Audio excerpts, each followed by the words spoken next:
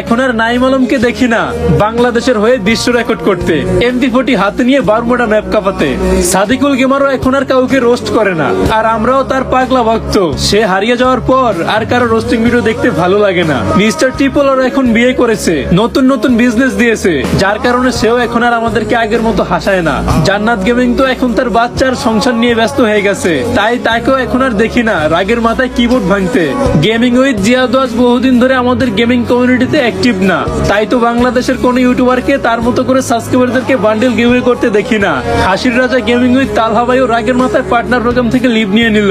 তারপর থেকে এখন আর আমাদেরকে কেউ ফ্রি ফায়ার নিয়ে funny funny trips and tricks দেয় না। 2F লল গেমারও এখন আর আমাদেরকে ইমোশনাল গল্প শোনায় না। এখন আর নিজ থেকে সে বলতেও আসে না তার সফলতার গল্প।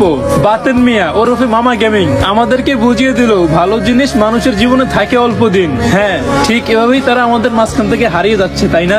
তবে এখনো কমিউনিটিতে অনেক ভালো ভালো কন্টেন্ট ক্রিয়েটর আছে, কিন্তু আগের কমিউনিটির সাথে তুলনা করতে পারবো না। তারা সবাই এক কথায় ছিল দুর্দান্ত। সকল ফ্রি ফায়ার লাভারদের মনে তারা একটা জায়গা করে নিয়েছিল।